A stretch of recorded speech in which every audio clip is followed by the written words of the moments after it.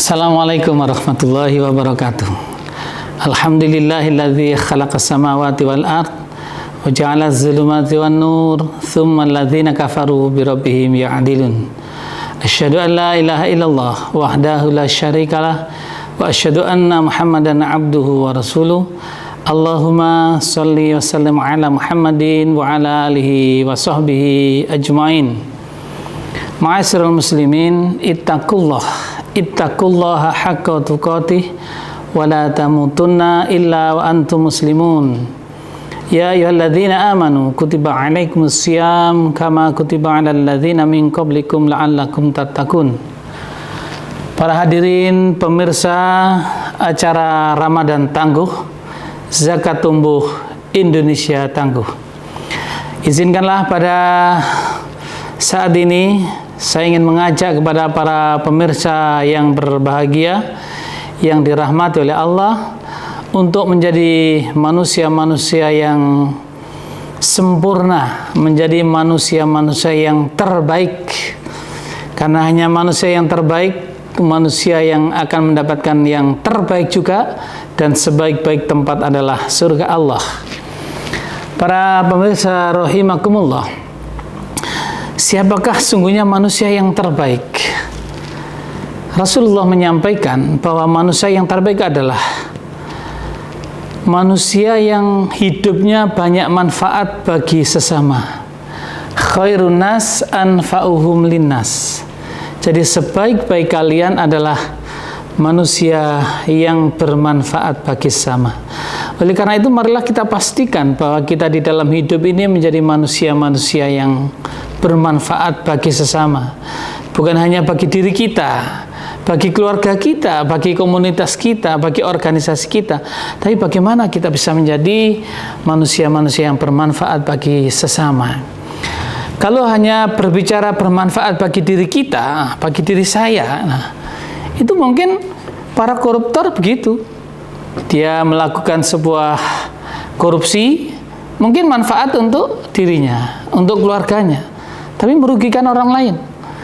Para kriminal-kriminal yang lain, para penjahat narkoba, para perampok, para pembunuh dan sebagainya, mungkin dia melakukan itu mungkin membahagiakan dirinya, tetapi dia tidak membahagiakan orang lain. Bahkan dia akan menjadikan orang lain susah. Oleh karena itu, kalau kita ingin menjadi manusia-manusia yang terbaik, menjadi manusia-manusia yang terhormat di sisi Allah, menjadi manusia-manusia yang terhormat, terbaik di sisi Rasul, maka marilah kita menjadi manusia-manusia yang bermanfaat di dalam kehidupan sehari-hari ini.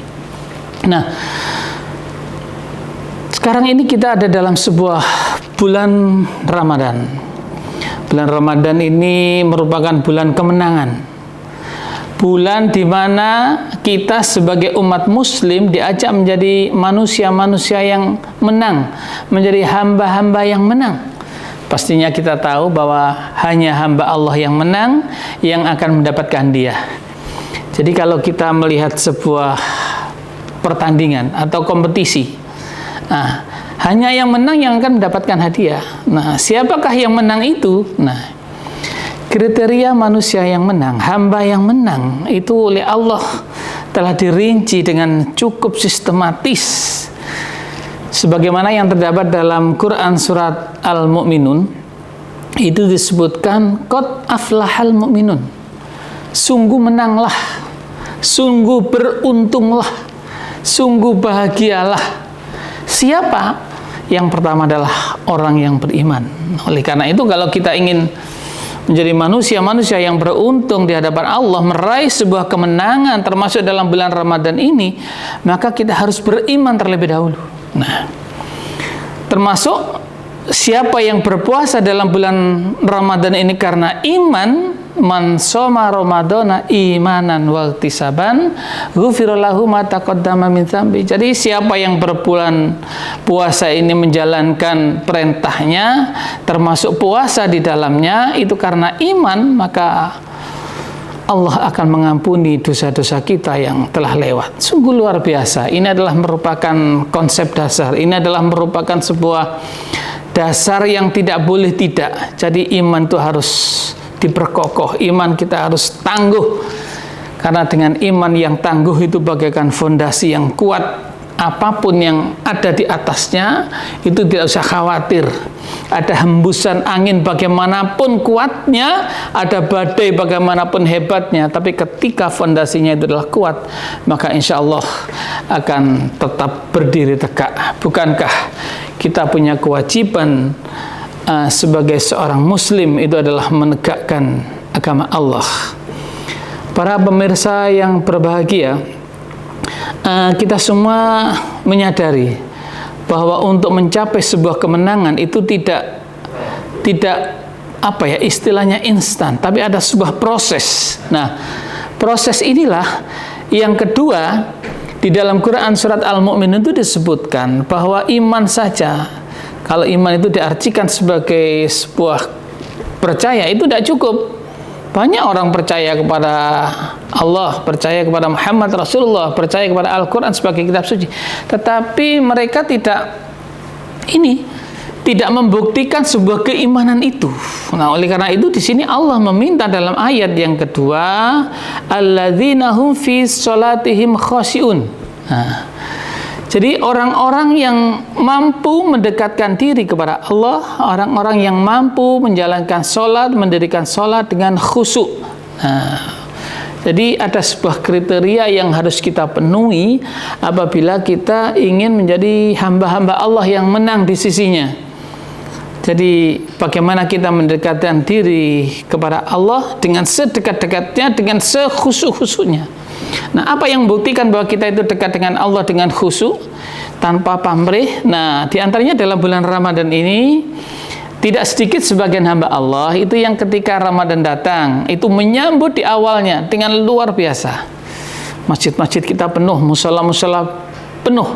Bahkan sebelum waktunya berangkat kita adalah inginnya yang terdepan. Karena apa? Masih di awal bulan Ramadan. Tapi bagaimana ketika di pertengahan? Nah, bagaimana ketika di akhir? Nah, disinilah sebagai apa istilahnya itu, bukti kekhusyukan kita, keikhlasan kita untuk memenuhi panggilan Allah itu adalah terbukti di sini tadi. Kalau kita menjalankan mulai awal sampai akhir bulan Ramadan itu betul-betul kita jalankan dengan ikhlas, maka kita tidak akan memenuhi di awal Ramadan saja, tidak akan memenuhi sampai di pertengahan bulan Ramadan, tapi kita berusaha bagaimana meramaikan masjid kita, mendirikan qiyamul Ramadan, qiyamul lail, memperbanyak tadarus juga itu sampai akhir bulan Ramadan. Nah, kemudian yang ketiga dalam Quran surat Al-Mu'minun masih disampaikan beberapa kriteria yang harus dipenuhi. Nah, jadi tidak hanya cukup dua kemudian menjadi hamba Allah yang menang, tidak, tapi harus melakukan yang ketiga, walladzina hum 'anil lagwi muridun. Nah, di sini jadi orang-orang yang senantiasa bisa memilih dan memilah, bisa membedakan yang benar dan yang salah, yang hak dan yang batil. Nah, kemudian memilih. Nah, kemudian memilih mana yang benar itulah yang dipilih, mana yang hak itulah yang dipilih, mana yang bermanfaat itulah yang dipilih. Nah, itu. Jadi kita secara manusiawi membedakan, kemudian kita memilih, bukan hanya membedakan atau dipilih semua, tidak, tapi harus bisa membedakan dan bisa memilih, punya kemampuan untuk memilih. Di manakah itu? Yaitu kita memilih yang hak, kita memilih yang bermanfaat, kita menjauh yang madorot. Nah, ini adalah langkah-langkah, termasuk kita di dalam menghadapi permasalahan perkembangan teknologi digital. Kita sekarang hidup dalam dunia virtual. Kita seakan-akan tidak dibatasi oleh ruang dan waktu lagi. Tapi begitu banyak saudara-saudara kita yang terjebak oleh sebuah teknologi ini sehingga tidak mampu lagi membedakan mana yang bermanfaat, mana yang madorot, mana yang disampaikan itu adalah membawa sebuah pesan-pesan kedamaian, pesan-pesan dakwah. Nah, kadang-kadang tidak berpikir itu. Makanya ada istilah saring sebelum sharing. Ketika kita menggenggam gadget kita, jemari-jemari kita itu sudah mulai menggerakkan keyboardnya, ayo marilah otak kita itu berpikir bahwa apa yang atau siapa yang akan kita kirim ini, kita pastikan bahwa akan membawa sebuah kedamaian, akan membawa sebuah kesejukan, akan membawa sebuah kemanfaatan. Nah, bagaimana membuat orang lain tertawa, bagaimana membuat orang lain senyum. Nah, disinilah walladzina hum 'anil lagwi mu'ridun. Nah, kemudian yang keempat, langkah untuk mencapai sebuah kemenangan itu jangan lupa walladzina hum lizzakati fa'ilun, yaitu orang-orang yang selalu menyisihkan sebagian nikmat yang telah diberikan oleh Allah di jalan Allah. Nah, ini bukan berarti Allah meminta kembali, tidak. Allah tidak butuh, Allah Maha Kaya, Allah Maha Sempurna, ya. Kenapa Allah meminta kepada kita supaya menyisihkan sebagai harta kita nikmat yang telah diberikan oleh Allah kepada yang berhak, mungkin diantaranya dzawil qurba wal yatama wal masakin wabna sabil dan seterusnya. Kenapa? Karena supaya nanti ketika kita menghadap Allah itu kita bukanlah golongan hamba-hamba Allah yang miskin, tetapi ketika kita menghadap Allah, maka kita termasuk golongan hamba-hamba Allah yang sudah membawa investasi. Kita sudah bisa membawa modal. Nah, kita ketika menghadap Allah sudah punya sangu yang cukup untuk membeli rumah-rumah di surga Allah. Nah, jangan sampai kita di dunia ini cukup, harta cukup, punya jabatan dan lain sebagainya, tapi nanti begitu menghadap Allah kita dalam keadaan miskin. Janganlah. Inilah karena kemurahan Allah. Oleh karena itu, marilah kita betul-betul mampu untuk menyisihkan apa yang telah diberikan oleh Allah. Dan ini adalah merupakan permintaan Allah.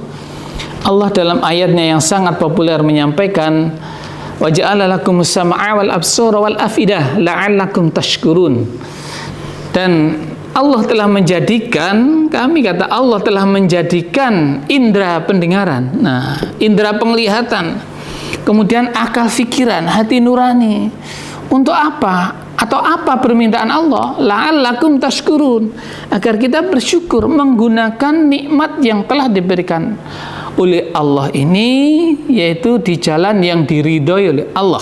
Nah, jangan sampai kita itu sudah diberi nikmat yang begitu luar biasa oleh Allah, tetapi kadang-kadang kita lupa kita kemanakan nikmat ini. Nah, jangan sampai nikmat yang justru kita terima itu menyeret kita ke dalam neraka Allah. Tapi marilah kita jadikan nikmat yang telah diberikan oleh Allah justru membawa kita kembali ke surga Allah.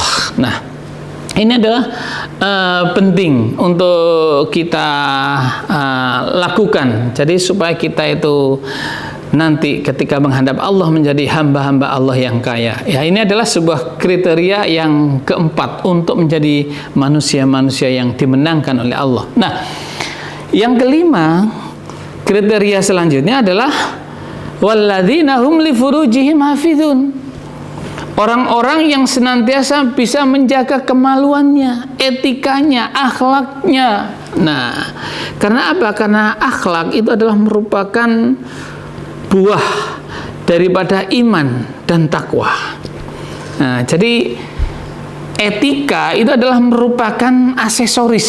Nah, jadi kalau boleh saya sampaikan dalam media Ramadan pada kali ini bahwa iman itu kan bisa dibayangkan sebagai fondasi, sedangkan amal soleh itu adalah sebagai bangunannya. Nah, akhlak itu adalah sebagai aksesorisnya.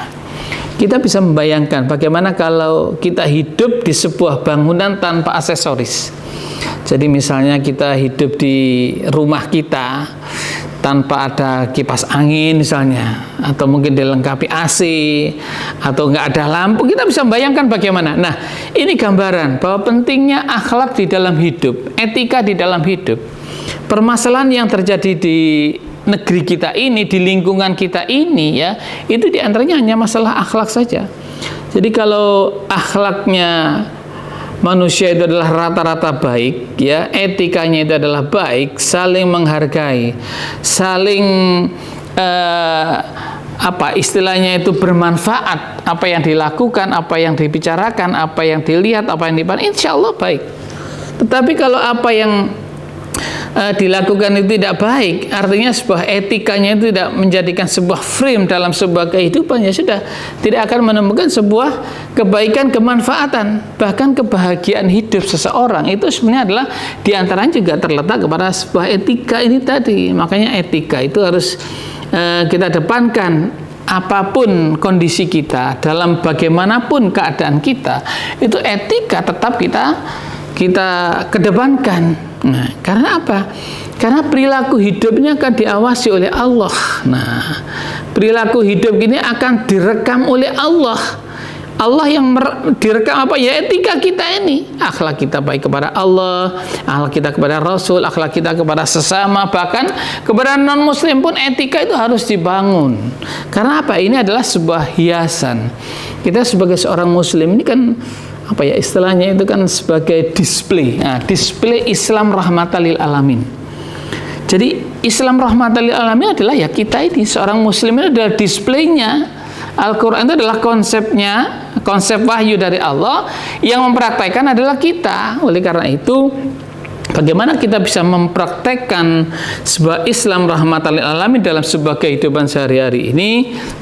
Itu harus akhlak adalah sebagai frame, sebagai pengemudi di dalam hidup kita. Tentunya berbicara masalah akhlak itu tidak lepas daripada Al-Quran, karena Al-Quran itu menyampaikan sebagaimana dalam Quran surat Ali Imran ayat 138. Di sini Allah menyampaikan hadza bayanul linnas wa hudaw wa mau'izatul lil muttaqin. Ini Al-Quran, kata Allah. Kami jadikan, kami peruntukkan adalah sebagai bayan, sebagai penerang, sebagai apa ya, mudahnya itu sebagai rambu-rambu. Nah, jadi kalau kita itu berjalan di sebuah jalan, kemudian di sana itu ada rambu-rambu, maka mau nggak mau kita harus mematuhi kalau kita ingin selamat, kalau kita ingin sampai di tujuan. Nah, tapi kalau kita tidak ingin sampai di tujuan, ya silakan berjalan semau sendiri. Nanti ada rambu-rambu merah, kita jalan saja, sudah nanti ditabrak, nanti di situ kecelakaan, ya sudah, kita nggak akan selamat sampai di tujuan. Tapi kalau kita patuhi ketika ada merah, kita berhenti, ada hijau, kita jalan, kuning, kita hati, insya Allah selamat sampai tujuan. Nah, rambu-rambu hidup itu adalah Al-Quran. Nah, jadi hadza bayanul linnas wa hudaw wa mau'izatul muttaqin. Ini adalah sesuatu yang harus kita pegang teguh dalam kehidupan. Selanjutnya adalah supaya kita itu hidup bisa hati-hati, kita itu harus ingat akan sebuah firman Allah yang berbunyi innallaha la yakhfa 'alaihi syai'un fil ardi wala fis sama'.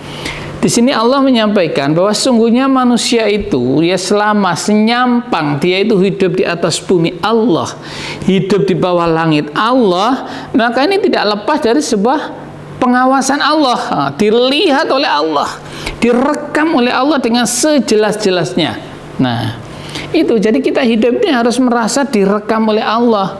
Kadang-kadang seorang perilaku kriminal ya, mohon maaf, kadang-kadang ketika di tempat parkir, di tempat-tempat yang terawasi oleh sebuah CCTV, itu coba, itu mereka nggak bisa berbuat apa-apa. Karena apa? Karena dia takut bahwa akan terekam oleh sebuah CCTV itu. Sehingga apa? Sehingga kalau dia melakukan sebuah perbuatan jahat, ya, perbuatan dosa, ya, itu di sana akan terekam dengan baik sehingga dia tidak bisa menghindar lagi. Nah, ketika dia mencuri, kemudian dia lolos mungkin membawa, tapi dari pihak keamanan mungkin akan melihat rekamannya. Nah, maka kita dengan ditunjukkan dan kita melihat sendiri, maka kita tidak akan bisa menghindarnya.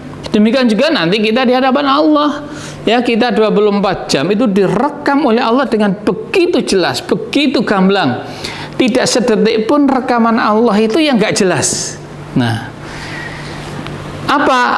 dengan apa Allah merekam ini? Dengan kekuatannya. Makanya ada namanya Raqib dan Atid. Nah, itu kan sebuah malaikat-malaikat Allah yang siap merekam sebuah aktivitas kita selama 24 jam.